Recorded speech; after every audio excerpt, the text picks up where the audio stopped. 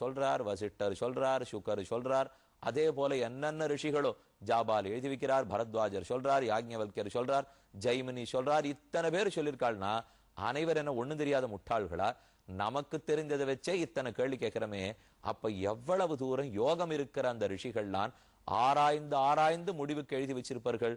அவர்களுக்கு இருக்கிற யோகி பவர்ங்கிறது சாதாரணமான சக்தி அல்ல. அப்ப அது கொண்டு அனைத்தையும் உணர்ந்தே எழுதி வைத்திருக்கிறார்கள். நல்லவர்கள் விட்டு கொடுப்பதில் எந்த குற்றமும் வந்து விடாது.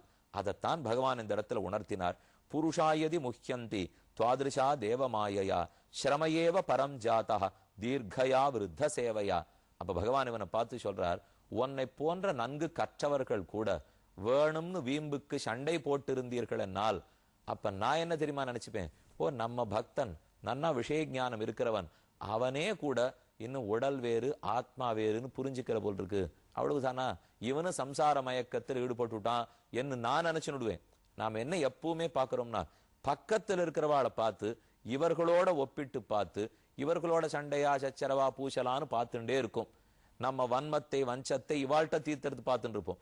ஆனா இது நடந்துட்டே இருக்கிறச்சே மேலேந்து ஒருத்தர் பார்த்து கொண்டே இருக்கிறாரோ இல்லையோ, இது நம்ம பக்கத்துல இருக்கிறவாளையே பார்த்துட்டோம்னா அப்ப மேல இருக்கிறவர் ரெண்டு பேரையும் சேர்த்து பார்க்கிறார். இவன் நம்ம பக்தன் பேர் வச்சிருந்தான், அவன் பக்தன் இல்லை, ஆனா இவனும் சண்டை போண்டுதான் இருக்கான், அவனும் சண்டை போண்டுதான் இருக்கான். அப்ப பக்தனுக்கும் பக்தி இல்லாததுக்கும் வித்தியாசம் என்ன? பெருமானுடைய திருவுள்ளத்தில் அந்த வித்தியாசம் தோன்றணும். அப்படின்னா நான் பக்தனுக்கு தகுந்தா போல அடங்கி போயிடணும். போனாத்தான் அவர் திருப்திப்படுகிறார். குனிஞ்சோம்னாலே ஜெயிச்சுடலாம், ஆனா நிமிந்துண்டோ இருந்தோம்னா தோத்து போடுவோம். அதைத்தான் இந்த இடத்துல தெரிவிக்கிறார். நன்னா குனிய குனிய நம்மாழ்வாருடைய பாசுரம், அவன் துயரரு சுடரடி தொழுது எழு என் மனனே. பகவானுடைய திருவடிகளிலே தொழுதால் எழலாம், தொழாவிட்டால் விழலாம். ஆகையால் தான் ராஜன்னு உனக்கு எடுத்துரைத்தேன். அசம்சக்தா ஷரீரேஸ்மின் அமுனோத்பாதித்தே கிருஹே அபத்தியே திரவிணே வாபி கக்குர்யான் மமதாம் புதா. ஒருத்தன் இந்த உடலுடைய தொடர்பால தான் மனைவி மக்கள் வீடு நிலம் புலன் அத்தனையும் உடலே பிரிஞ்சு படுத்தின இது எதுவுமே இருக்க போறது கிடையாது. யோசிப்பார், ஆத்மா எப்படிப்பட்டவர்? ஏகா ஒருத்தனா இருக்கிறவர், உடல் பலவாக இருக்கும். சுத்தா ரொம்ப சுத்தமாக இருக்கிறவர், தூய்மையா இருக்கிறவர், உடல் தூய்மையற்றையா இருக்கும். ஸ்வயஞ்சோதி தானே ஒளிவடிவாக இருப்பவர், ஆனா இது இருட்டாக இருக்கும். நிர்குணா சத்தம் ரஜஸ் தமசுங்கிற குணக்கூட்டம் ஆத்மாவை அண்டாது, ஆனா சரீரத்தை துன்புறுத்தும். சவர்கா அனாவிருத்தா அஸ்வ சர்வர்கா அனைத்திடத்திலும் பரவி இருக்கக்கூடியவர்.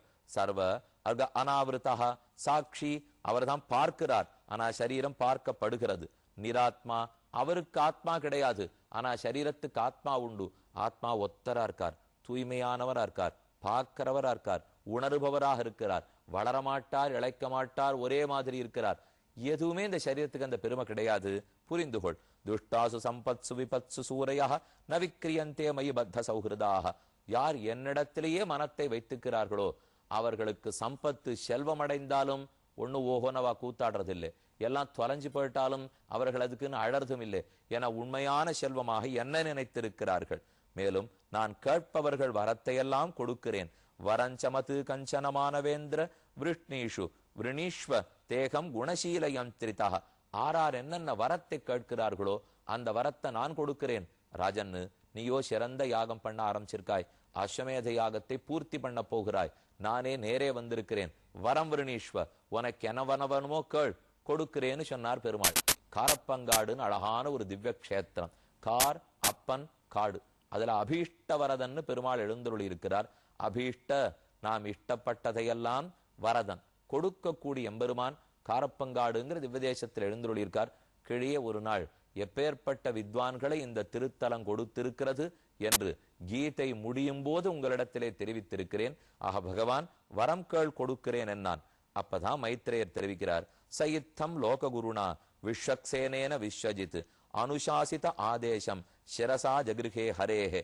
ஒரு நிமிஷம் ஏதும் பேசாமல் ராஜா மீண்டு பகவானையே தரிசித்தான். கண்களில் குளத்த போலே கண்ணீர் தேங்கிற்று, கால்கள் நிற்க மாட்டாமல் தள்ளாடின, தழுதழுத்து போயித்து, கை நடுங்கிறது, நெற்றி வயர்த்து போயித்து. நேர பகவான் வந்து தன்னிடத்துல வரங்கள்னு சொல்றாரே, இவ்வளவு நேரம் அவர் என்ன உபதேசம் பண்ணினார்? ஆத்மா வேறே சரீரம் வேறே, எங்கிட்ட பக்தி தான் சிறந்தது, என் பக்தன் பணம் கிடைச்சதுக்காக கூத்தாடுறதில்லை, இழந்ததுக்காக கீழே விழுந்து புரள்றதும் இல்லை. இத்தனை சொல்லிட்டு ராஜன் உனக்கு என்ன வரம் வேணுமோ கேட்டுக்கொள் அப்படின்னு சொன்னா, இவனுடைய தரிசனத்தை தவிர நான் என்ன வரத்த பகவானிடத்தில் கேட்க போகிறேன்? இவரையே தரிசித்து விட்டேன், இதற்கு மேல் கேட்பதற்கு வரமில்லை. ஆனாலும் பெருமாள் வரத்தை கேள்னு சொல்றாருனா என்ன அப்ப பரீட்சை பண்றாருன்னு அர்த்தம். இவன் வரத்தை கேட்டுடுறானா இல்லை பக்தி வேணும்னு கேட்கிறானான்னு பார்ப்போம் என்று பெருமான் நமக்கே பரீட்சை வைக்கிறார். அவரை தரிசித்ததற்காக அவரிடத்தில் பேசுவோம் என்று ராஜா பிரார்த்திக்க ஆரம்பிக்கிறான். ரொம்ப ஆச்சரியமா ராஜாவும் பெருமாளும் பேசிக்கிறார். என்னங்கிறதை காத்திருந்து பார்ப்போம்.